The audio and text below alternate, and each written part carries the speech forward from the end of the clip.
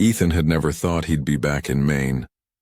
After losing his wife to a sudden illness and watching their small apartment slip through their fingers, he found himself with only one thing he could call his own: the last $15,000 in his bank account.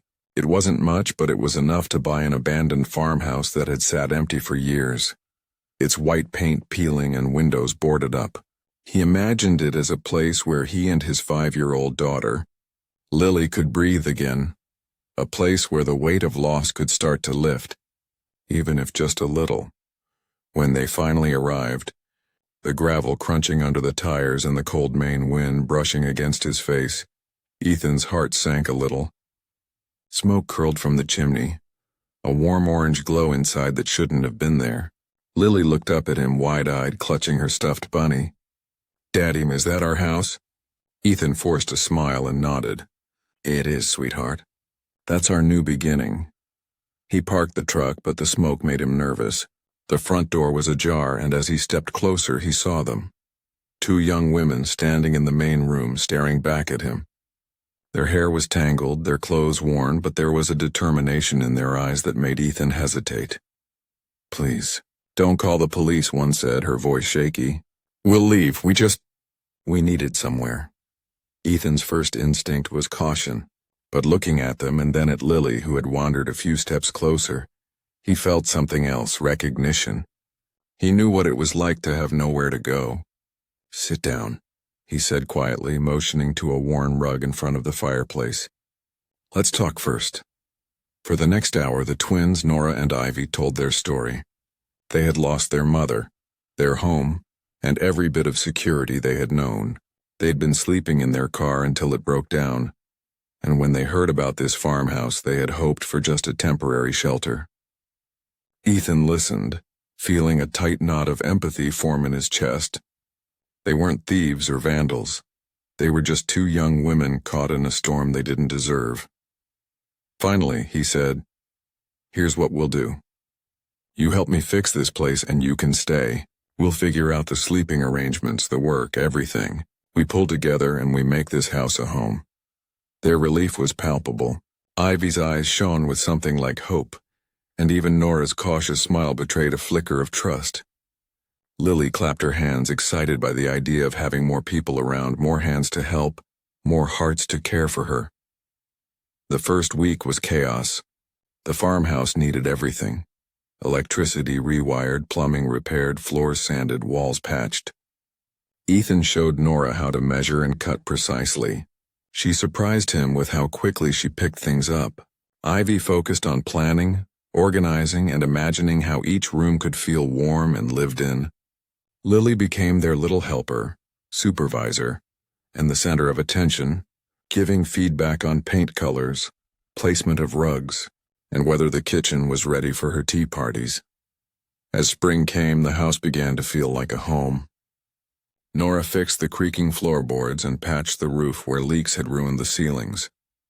Ivy painted, decorated, and added touches that made it feel lived in without being fancy. Ethan marveled at how quickly the twins adapted, how they gave their best to a home that wasn't technically theirs yet. Lily laughed more than she had in months, running through rooms that smelled like fresh paint and sawdust, her small hands covered in flour and dirt alike. One afternoon, while clearing out the attic, Ethan stumbled upon a box of old letters tucked behind a loose floorboard. The twins watched him curiously as he read. The letters revealed a hidden inheritance, left by a distant relative that had never been claimed. It wasn't huge, but it was enough to pay off debts and secure the farmhouse legally. The twins exchanged a glance, their past troubles momentarily softened by this unexpected windfall. "It's yours," Ethan said finally. "You never needed to hide it from me. We can use this to make this place truly ours, or move forward however we choose." They decided to stay. The inheritance would help them stabilize, but the real treasure was the life they had built together, the shared work, the laughter, the small victories of fixing a home with their own hands. Over time, deeper bonds formed. Ethan found himself looking at Ivy in ways he hadn't expected. noticing the way she handled tough decisions, the gentleness she showed Lily, the laughter that came easily when they were together. He wasn't looking for romance, he was just surviving, but slowly, he realized that love could take a new shape, one built not on fantasy but on trust, shared struggle, and quiet companionship. Ivy noticed it too, though neither spoke much at first. She poured herself into the farmhouse, into the meals she made, into teaching Lily how to bake cookies and care for the small garden they had planted together. Nora, meanwhile, found a kind of joy in helping Ethan with repairs, but her heart found a spark elsewhere, with a local man who had been quietly helping them with supplies, a gentle presence who appreciated her skill and her humor. By the time summer rolled around, the farmhouse was fully functional. Hot water, working plumbing, a sturdy roof, and walls that felt solid. They celebrated with a small backyard party. Lily's friends from school, neighbors curious about the project, and the first real sense of community they'd had in months. There was laughter, music, and even dancing in the grass. Ethan watched Ivy twirl with Lily, hair flying, eyes sparkling, and he felt a warmth that had been missing for far too long. Romance between Ethan and Ivy grew slowly. There was no rush, just small moments, sharing coffee on the porch, cooking meals together, teaching Lily new skills. Their connection deepened naturally, quietly, like a fire that had been lit carefully and allowed to grow. Nora's love story unfolded alongside theirs, a reminder that new beginnings could come in many forms. Autumn turned into fall, and they began thinking about a bigger move. The farmhouse had served its purpose. It had been a place of healing, growth, and love. They found a modest house in town with 4 bedrooms, a better kitchen for Ivy's catering ambitions, and a backyard for Nora's garden projects. Moving was bittersweet, but everyone agreed it felt like progress, a continuation rather than an ending. On their final night in the farmhouse, they sat on the porch sipping warm drinks as Lily played with her favorite toy. "Will we ever come back?" she asked, her small voice tinged with curiosity.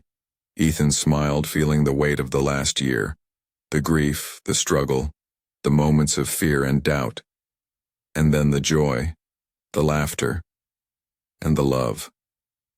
"We'll always come back in our hearts," he said. "This house is where we became a family. That doesn't go away." Nora and Ivy nodded. The twins had started as strangers, frightened and desperate, and now they were family. They had found trust, stability, and a sense of belonging that had seemed impossible just months before. The move went smoothly. The new house became a home, filled with laughter, work, and shared meals. Lily thrived in school and at home, learning from both Ethan and Ivy, while Nora's garden bloomed beautifully in the backyard. Ivy's catering business began to flourish, fueled by her creativity and the confidence she had gained from building a life from nothing. Ethan and Ivy's love grew naturally. They held hands on the porch at night, shared quiet dinners, and supported each other through small setbacks. Nora and her partner flourished too, a reminder that resilience could manifest in many ways. Years later, the farmhouse still stood, a silent witness to the transformation that had taken place. The paint was faded, the windows still bore some scratches from their early work, but it remained solid and waiting. Ethan would sometimes drive past with Lily, pointing it out. "That's where we learn to trust, to heal, and to love," he'd say. Lily would smile, remembering the laughter, the hard work, and the people who had stepped into their lives when they needed it most. In the end, it wasn't just about the house. It was about second chances, the courage to open your heart to strangers, and the quiet, powerful way that human kindness could rebuild lives.